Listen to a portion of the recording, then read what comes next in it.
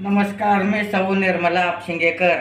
आज आपणास उपवासाच्या थालीपीठाची रेसिपी सादर करणार आहे. 1 वाटी साबुदाणा सकाळी मी भिजवला आहे. 2 बटाटे कुकरला वाफवून घेतले आहेत. हिरवी मिरची भाजून पेस्ट करून घेणे आणि मीठ घेणे. सैंधव मीठ घालू शकता तुम्ही उपवासाचं. आता आपण बटाटा खिसून घेणे. कुकरमध्ये सुरुवातीला वाफवून घेणे. वाफवल्यामुळे थालीपीठ खुसखुशीत होतात.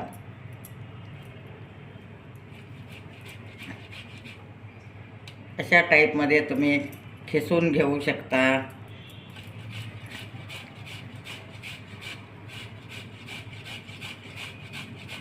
गरम असल्यामुळे पटकन खिसलं जातं.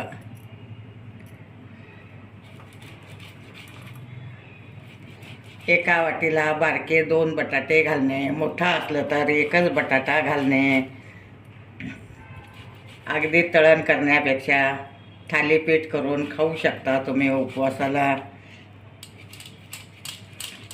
सोमवार असलं मंगळवार असलं तरी खाऊ शकता.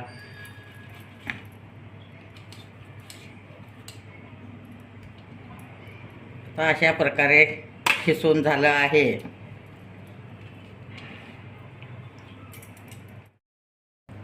चवीपुरतं सैंधव मीठ घालत आहे मी.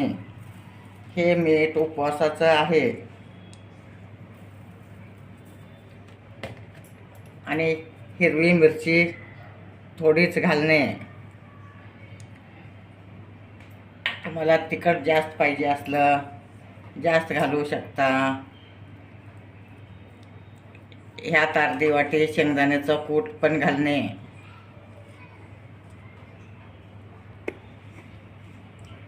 आता अर्धी वाटी शेंगदाण्याचं कूट घालणे.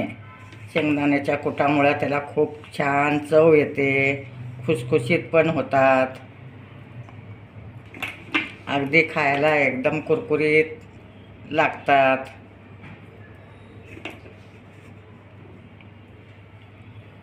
आता आपलं बटाटा घालून झाला आहे. मिरची घालून झाली आहे. परत शेंगदाण्याचं कूट, सैंधव मीठ सगळं घालून झालं आहे. आता छानपैकी मळून घेणे.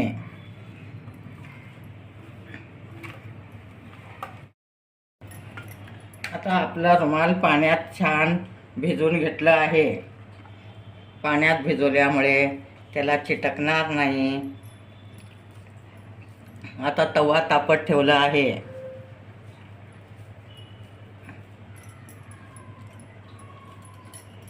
असं पाणी लावून थापून घेणे.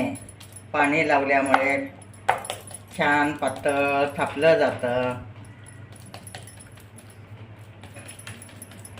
घरच्या घरी तुम्ही सुद्धा करू शकता. तर उद्या चतुर्थी असल्यामुळे बरेच जण उपवास करतात. अगदी मंगळवारचा उपवास करतात, सोमवारचा करतात. त्याला 2 थालीपीठ जरी खाल्लं पोट भरतं. अगदी पातळ करून घेणे. पाणी हाताला लावल्यामुळे छान थापता येतं.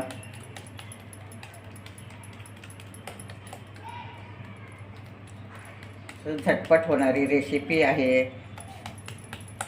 1-2-3 तास साबुदाणा भिजवलं, बटाटा कुकरला लावलं की थालीपीठ तयार.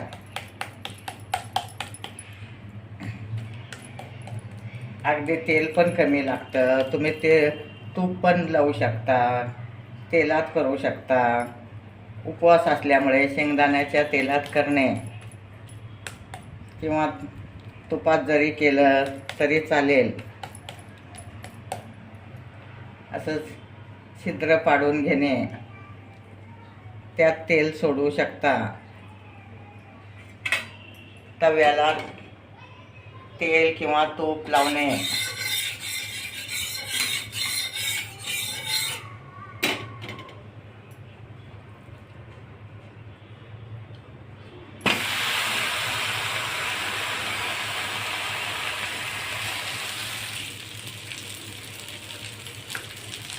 वरून तेल सोडणे.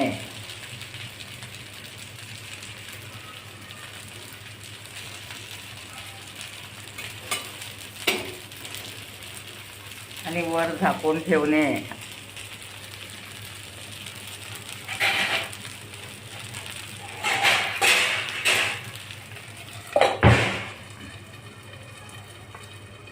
झाकल्यामुळे छान दमून येतं आणि खुसखुशीत होऊ शकतात. आता मी आणखी एक करून दाखवते तुम्हाला.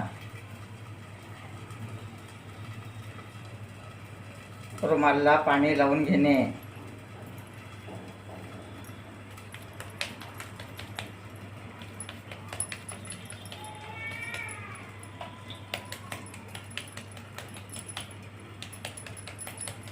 अगदी झटपट होणारे पराठे आहेत.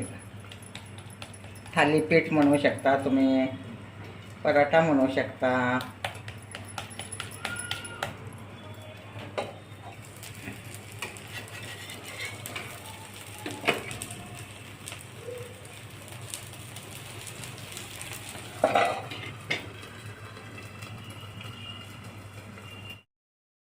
आता अशा टाईपमध्ये उलटून घेणे.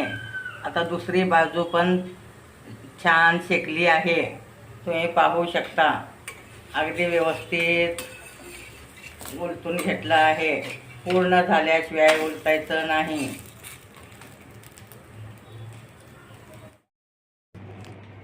आता आपले थालीपीठ तयार झाले आहेत.